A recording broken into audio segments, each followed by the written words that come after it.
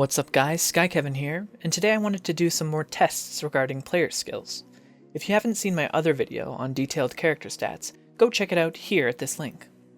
I'm always making more videos and experiments, so make sure you subscribe to see more. Now let's get started. Health. As we tested before, every point in health gives a flat 3 points of HP. This is a flat rate and does not affect any kind of damage reduction, so there's not much we have to do on that. Movement. Movement is an interesting one, as it affects only the speed at which you run. This means, if you are in combat, someone can use a grapple on you and it will disable your ability to run for 5 seconds. This means when it comes to combat, it's pretty much useless in any sort of grapple range, and it doesn't really matter at all. It's more for the ability to run around and collect resources at a faster rate. We tested whether it affects the boost of a spider walker, which it doesn't, and we tested whether actions like bandaging would be faster, which it also does not. Lastly, we found that after 40 points, both stamina and movement start taking 2 points per level. Health and damage are an increase of 1 point every 10 levels. Stamina. For stamina, we went into a lot more detail. Here's a look at weapon swings, which have a slight margin of error in that you can keep swinging when you run out of stamina. However, I tried my best to stop when I saw the bar reach 0. At 0 stamina, we had 56 swings. At 10, we had 67 swings. At 20, we had 80 swings. At 30, we had 92 swings, and at 40, we finally had 112 swings. The number of swings remains consistent at an average of about 12 to 14 swings per 10 points in stamina.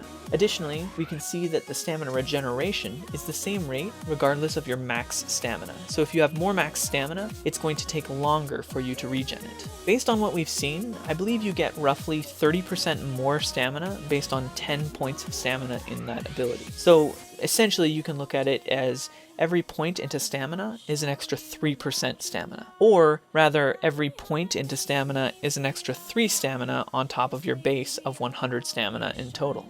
We also tested whether walkers would be affected by the stamina speed, and specifically the spider walker in this case, and found that it does not change the overall top speed or acceleration or any other factors other than the amount of time in which you can boost for. However, since you can regen stamina while using the spider or firefly, it's probably pretty negligible in long chases, as the person with the less max stamina is just going to be able to regen their stamina and keep burning it the same way.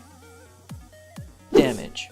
Finally, with damage, we looked into the rates and percentage change based on weapons and found a lot more detailed information about how it actually works. Firstly, the number damage that you see on a weapon seems to be exactly equivalent to the damage you will do if you hit an unarmored player with a single quick right swing. So a beat stick that says it has 35 damage will deal 35 damage as a base to an unarmored player that you're hitting with a single swing. Secondly, we found that damage works as a percentage, the damage skill does. So a beat stick will only go up by about 0.7 damage per level that you have into the damage stat, whereas a hand axe went up by 1 full point. After looking at the numbers a little more, we found that every point you put into damage equals roughly a 2% of the base damage of your weapon. So 20 points in damage will deal a total of 40% bonus on top of the 35 damage for a beat stick, which would work out to roughly 49 damage, and a hand axe with a base of 46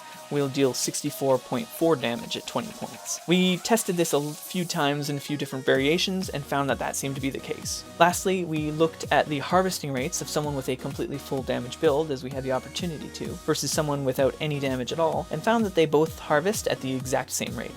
Overall, we can sum up from this entire testing that health gives you +3 health every single skill point. Movement, we don't have an exact amount, but we know that it does give you more sprinting speed.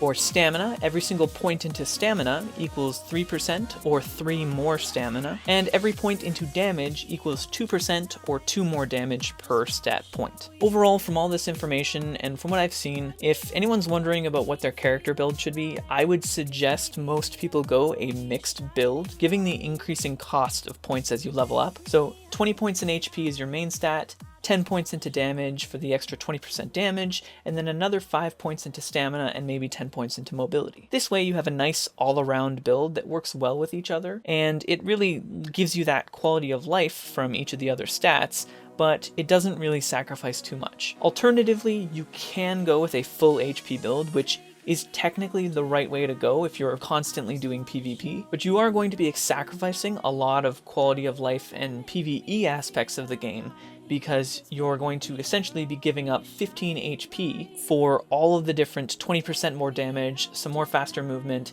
and the ability to use your stamina, grappling longer, boarding walkers, that sort of thing. Ultimately, it's up to you on what you decide, but I think those are some of the builds that I would suggest going based on the tests that we've done.